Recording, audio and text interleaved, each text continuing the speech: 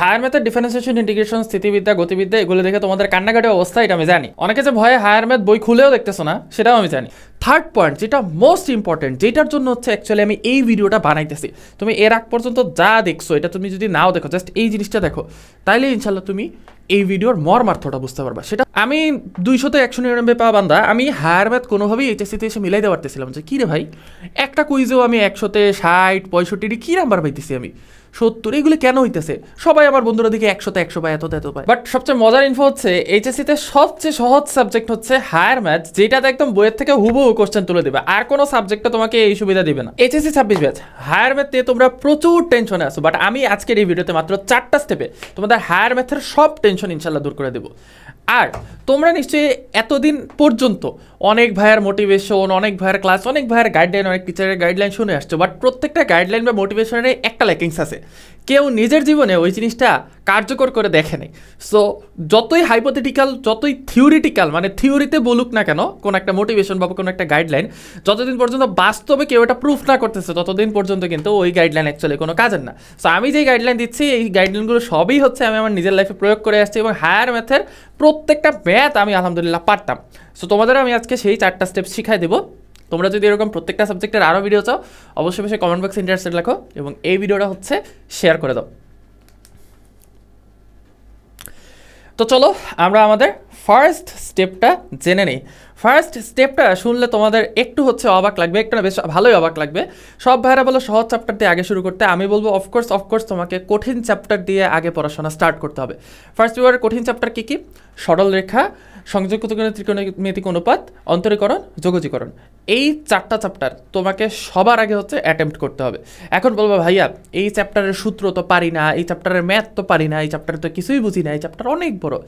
সব কথা তোমাদের আমি মেনে নিচ্ছি, এটা আমার কাছেও লাগতো।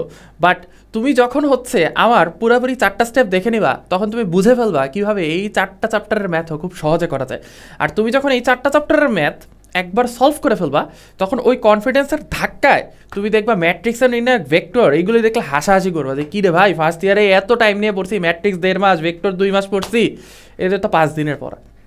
ঠিক আছে, বাট সেকেন্ড পেপারে হচ্ছে বড় বড় চ্যাপ্টার কী কী আছে? সেকেন্ড পেপারের মেইন স্কেলেটন বলি আমি এগুলোকে, যে তুমি যদি মেইন স্কেলেটনটা ঠিক করতে পারো তাহলে তো ওটার উপর তুমি মাংস লাগাতে পারবা। সেকেন্ড পেপারের স্কেলেটন হচ্ছে জটিল সংখ্যা, বহুপদী, দেন হচ্ছে দ্বিপদী বিস্তৃতি, তারপর তোমার ওইখানে একটা ত্রিকোণমিতির চ্যাপ্টার আছে, ওই ত্রিকোণমিতির চ্যাপ্টারটা, স্থিতিবিদ্যা, গতিবিদ্যা। মাস্ট এগুলো করা লাগবে। স্থিতিবিদ্যা গতিবিদ্যা অনেকে বাদ দেয়, বোকার মতো কাজ করে, বোকা। স্থিতিবিদ্যা গতিবিদ্যা আমি মজা নিয়ে করতাম। কেন মজা নিয়ে করতাম, কীভাবে করতাম, পরের স্টেপগুলো বলতেছি, হুতাশ করো না।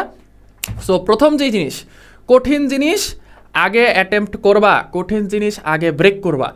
যখন কঠিন জিনিস একটা চ্যাপ্টার, তুমি যদি ফার্স্ট পেপারের 4টা কঠিন চ্যাপ্টারের একটা কোনোভাবে ব্রেক করতে পারো, ওই একটা ব্রেকের টেকনিক, ওই একটা ব্রেকের কনফিডেন্স দিয়ে তুমি বাকি 4টা চ্যাপ্টার ব্রেক করে ফেলতে পারবা। এবং আমি গণিত, উচ্চতর গণিত আমার এখনও মনে আছে, আমি উচ্চতর গণিত শুরু করছিলাম হচ্ছে শুরুর ওই সবার দেখা দেখি ম্যাট্রিক্সের নির্ণায়ক 2-1 দিন পড়ছি। বাট আমি যখন নিজে পড়াশোনা স্টার্ট করছি, আমি উচ্চতর গণিত শুরু করছিলাম সরলরেখা দিয়ে, এবং সরলরেখার সাথে সাথে আমি চলে গেছি হচ্ছে ইন্টিগ্রেশন ডিফারেন্সিয়েশন। এবং মজার একটা কথা বলি, ইন্টিগ্রেশন ডিফারেন্সিয়েশন হচ্ছে এইচএসসির ম্যাথ বইয়ের সবচেয়ে সহজ চ্যাপ্টার। তুমি যদি ডিফারেন্সিয়েশনের জাস্ট প্রথম 30টা সূত্র, যেটা এসিও স্যারের বইয়ে আছে, সেটা মুখস্থ করো, ইনশাল্লাহ দেখবে হচ্ছে তোমার ইন্টিগ্রেশন ডিফারেন্সিয়েশন একদম ইজি হয়ে গেছে, একদম ইজি।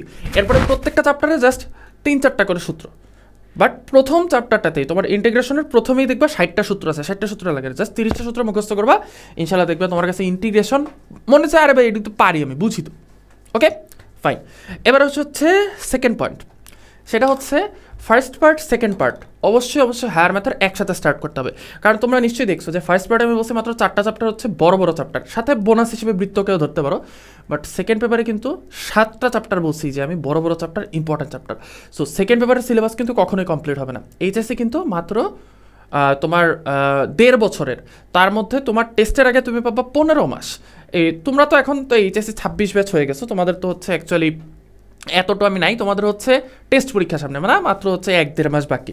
সো 1-1.5 মাসে হয়তো তুমি পুরো বই শেষ করতে পারবে না, বাট তুমি এইচএসের আগে ইনশাল্লাহ এগুলো মেনে চললে তোমার বই পুরোপুরি ইনশাল্লাহ কমপ্লিট হয়ে যাবে। হায়ার ম্যাথ শেষ করতে 4-5 মাসের বেশি লাগে না, ঠিক আছে? সো তোমার এইচএসের আগে কিন্তু 5 মাসের মতো টাইম আছে। সো তোমাকে অবশ্যই কী করতে হবে, ফার্স্ট পার্ট সেকেন্ড পার্ট দুইটা একসাথে পড়তে হবে। থার্ড পয়েন্ট যেটা মোস্ট ইম্পর্টেন্ট, যেটার জন্য হচ্ছে অ্যাকচুয়ালি আমি এই ভিডিওটা বানাইতেছি, তুমি এর আগ পর্যন্ত যা দেখছো এটা তুমি যদি নাও দেখো, জাস্ট এই জিনিসটা দেখো, তাইলে ইনশাল্লাহ তুমি এই ভিডিওর মর্মার্থটা বুঝতে পারবা। সেটা হচ্ছে অবশ্যই হায়ার ম্যাথ বইয়ের সলিউশন দেখে তুমি ম্যাথ করবে। হায়ার ম্যাথ বইয়ের সলিউশন দেখে যে ম্যাথ করে না, সে জীবনেও ইনশাল্লাহ ম্যাথ পারবে না।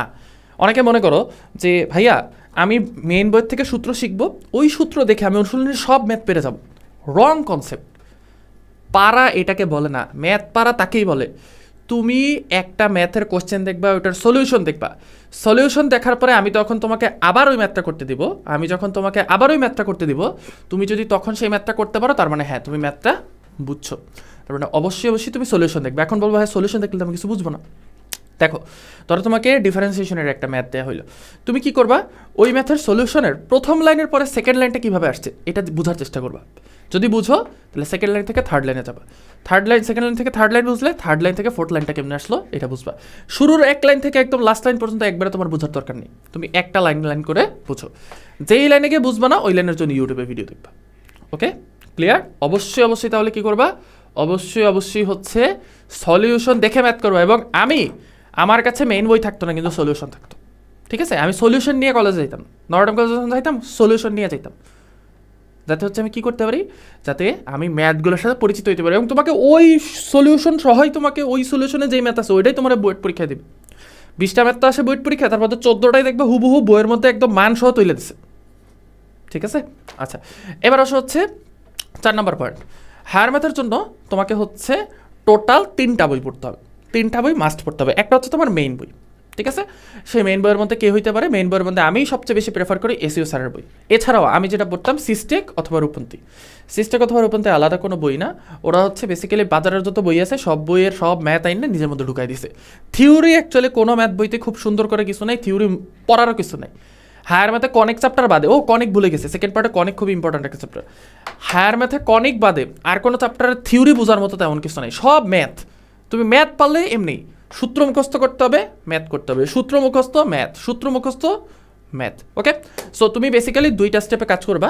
এক হচ্ছে মেইন বই থেকে সূত্র মুখস্থ করবা, সূত্র মুখস্থ করে তুমি হচ্ছে তোমার যে সলিউশনটা আছে সেই সলিউশন বইয়ের প্রত্যেকটা ম্যাথ চোখ দিয়ে করবা। ওকে এবার আসো হচ্ছে 5th পয়েন্ট, চোখ দিয়ে করবা। এটা দিয়ে মনে আসলো বা এখানে লেখা ছিল হায়ার ম্যাথ ম্যাক্সিমাম স্টুডেন্ট ভুলে যায়, একবার বুঝে ভুলে যায় কারণ প্র্যাকটিস করে না। এখন সবাই বলে তুমি বারবার প্র্যাকটিস করো, কিন্তু ভাই বারবার প্র্যাকটিস করা তো পসিবল না। একবার একটা ম্যাথ হাতে করতে লাগে 5 মিনিট। আমি যদি এরকম বইয়ের মধ্যে আছে 10,000 ম্যাথ, এই 10,000 ম্যাথ যদি আমি 5 মিনিট করে করতে চাই তাহলে 50,000 মিনিট লাগবে, তোমার কয়শো ঘন্টা লাগবে। এত টাইম তো ম্যাথে দেওয়া পসিবল না। সো তোমার হাতে প্র্যাকটিস করার দরকার নাই। তুমি প্রথমবার যখন ম্যাথটা করতেছো, প্রথমে তো চোখ দিয়ে একবার দেখছো যে কীভাবে ম্যাথটা হয়েছে, এরপরে ম্যাথটা হওয়ার পরে তুমি না দেখে একবার করার চেষ্টা করবা। ওকে যদি তুমি করতে পারো ওকে ফাইন, ওটা রেখে দাও। এরপরে 1 সপ্তাহ পরে এসে আবার হাতে প্র্যাকটিস করার তোমার কোনো দরকার নেই, তুমি চোখ দিয়ে দেখে যাবা। হ্যাঁ এই ম্যাথটাতে এই জিনিসটা বলছে, আচ্ছা এটার সলিউশন এই লাইনের পরে এই সলিউশনের প্রথম লাইন এই লাইন, তারপরে হচ্ছে দ্বিতীয় লাইনটা এটার পরে এটা, তৃতীয় লাইনটা এটার পরে এটা, চতুর্থ লাইনটা এটার পরে এটা। আচ্ছা চতুর্থ লাইনের পরে 10 লাইনের সলিউশন, কিন্তু 5 নম্বর লাইনটা তো মনে পড়তেছে না। আচ্ছা কী হইতে পারে কোনোভাবে মনে করতে পারছে। আচ্ছা একটু বই দেখি, আচ্ছা বই এটা, এরপরে বইয়ের মধ্যে দাগ দিয়ে রাখবো যে হ্যাঁ আমি এই লাইনটাতে আমি ভুলে গেছিলাম, ঠিক আছে? এইটা হচ্ছে রিভিশন দেওয়ার পদ্ধতি। এবং আমি এই পদ্ধতিতে হায়ার ম্যাথ রিভিশন দিয়েছি। আমি প্রথম দিকে হায়ার ম্যাথে আমার অবস্থা খুবই বাজে ছিল। ফার্স্ট ইয়ারে আমি কোনোভাবেই এসএসসিতে কিন্তু আমার জেনারেল ম্যাথে 100, হায়ার ম্যাথে 99। সো আমি 200তে 199 পাওয়া বান্দা, আমি হায়ার ম্যাথ কোনোভাবেই এইচএসসিতে এসে মিলাই দেওয়া পারতেছিলাম যে কী রে ভাই, একটা কুইজেও আমি 100তে 60, 65 কী নাম্বার পাইতেছি আমি, 70, এগুলো কেন হইতেছে? সবাই আমার বন্ধুরা দিকে 100তে 100 পায়, এত পায়। পরবর্তীতে আমি হচ্ছে এই জিনিসটা আবিষ্কার করলাম যে আরে আমি যদি এই ট্রিক্সগুলো ফলো করে পড়ি তাহলে তো আমার টাইম হিউজ লেভেলের কমে যাইতেছে, এবং আমার পুরা বইটা হচ্ছে আমি একবারে দেখতে পারতেছি। পুরা বইটা একবারে মনে রাখা, একবারে দেখা, এটা হচ্ছে ইম্পর্টেন্ট। সো আই হোপ এই টিপসগুলো তোমাদের ইনশাল্লাহ হেল্প করবে। তোমরা যদি আরও ভিডিও চাও প্রত্যেকটা সাবজেক্টে অবশ্যই কমেন্ট বক্সে ইন্টারেস্ট রাখো এবং এই ভিডিওটা শেয়ার করে দাও।